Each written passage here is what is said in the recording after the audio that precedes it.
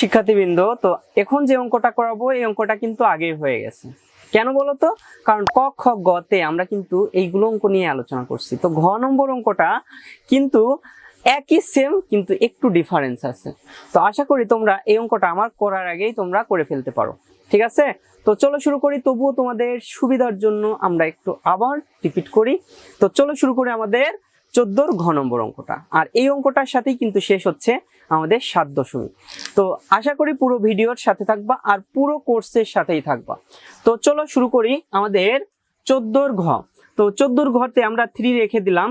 এরপর কি 0403, আমাদের কি 403 কি হবে? রিপিট হবে, তাই না? 403 তাই না? Dot dot dot. এখন এটাকে আমরা ধারায় রূপান্তর করলে 3 আমাদের এখানে কি হতে হবে? প্লাস, পয়েন্টের জন্য প্লাস, তারপর কি 0 পয়েন্টের জন্য না, 3টাকে আলাদা করে দিলাম। ঠিক আছে, আমরা একটু ধারায় রূপান্তর করি। তারপর কি 0403, তারপর কি পরবর্তীটা কি হবে? 1 2 3 4, 4টা শূন্য, তারপর কি হবে? 403, তারপর কি আবার 1 2 3 4 5 6 7, 7টা শূন্য, 1 2 3 4 5 6 7, তারপর কি 403। তো আশা করি তোমরা এই ধারাটা নির্ণয় বুঝতে পারছো। এখন আমরা কি লিখবো? সেই আগের কথায়, বন্ধনীর অভ্যন্তরের ধারাটি একটি অসীম গুণোত্তর ধারা। তাহলে আমরা লিখে ফেলি, বন্ধনীর অভ্যন্তরের ধারাটি একটি অসীম গুণোত্তর ধারা। ঠিক আছে, অসীম গুণোত্তর ধারা। ঠিক আছে, যার প্রথম পদ এ ইকুয়াল টু, আমরা কি লিখতে পারি বলতো? 0.0403। সাধারণ অনুপাত কি হবে? সাধারণ অনুপাত আর ইকুয়াল টু আমরা কি লিখবো? দ্বিতীয় পদ, মানে 0 পয়েন্ট, তারপরে কি 7টা শূন্য, 3 4 5 6 7, 403 বাই 0.0403। তাহলে এইটাকেও যদি আমরা কি করি? ভাগ করি, তাহলে সেম মানই আসবে 0.001। প্রতিটা অঙ্কই কিন্তু সেম। এখন আর এর মান 1 থেকে ছোট, তাই না? তাহলে আমাদের এটার অসীম গুণোত্তর ধারার যে আমাদের কি বলে অসীমতক সমষ্টি, সেটা কিন্তু থাকবে, তাই না? এই কারণে আমরা একটু লিখে ফেলি, অতএব 3004 আমাদের পৌনাপৌনিক 03, এটাকে আমরা যদি ক্যালকুলেশন করি তাহলে 3 plus a by 1 minus r, তাহলে 3 প্লাস আমাদের কি হবে? এর মান কত বলতো?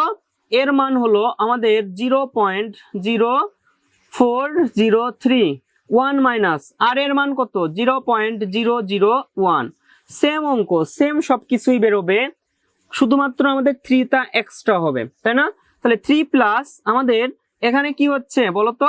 0.0403 বাই আমাদের 0.999। এখন এটা যে আমরা কি করব? ফার্স্টে কি করব? আগের মতন কাজ করব। 3 প্লাস আমাদের এইটুকু যদি ক্যালকুলেশন এইটা উঠাইতে চাই, তাহলে এর সাথে একটা 0 চলে আসবে, তাহলে 403 বাই 9990 হয়ে যাবে। কারণ কি এখানে একটা সংখ্যা আমাদের বেশি আসছে, এই কারণে কি হবে? 9990 হয়ে যাবে। এখন আমরা যদি এইটুকু লসাগু করে আমরা যদি মান বের করি 9990, তাহলে এইটার সাথে এইটা গুণ করলে আমাদের কত হচ্ছে? লসাগু করলে একটু দেখো, 9990 গুণ আমাদের কত? 3, তাই না? তাহলে কত হচ্ছে?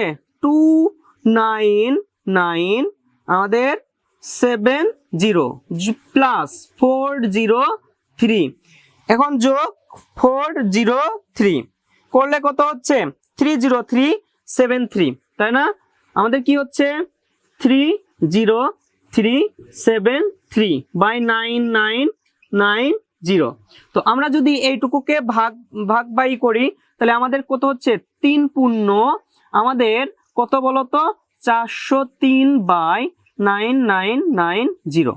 ঠিক আছে, তো আশা করি এইটাই আমাদের উত্তর। তো আশা করি তোমরা যে পৌনঃপুনিক দশমিক গুলোকে মূলদীয় ভগ্নাংশে কিভাবে রূপান্তরিত করা হয়, আমি সত্যি কথা বলতে তোমাদের খুবই খুবই খুবই মানে ভেঙে ভেঙে বোঝানোর চেষ্টা করছি। আশা করি তোমাদের এইগুলো অঙ্কতে আর কোনো সমস্যা থাকবে না।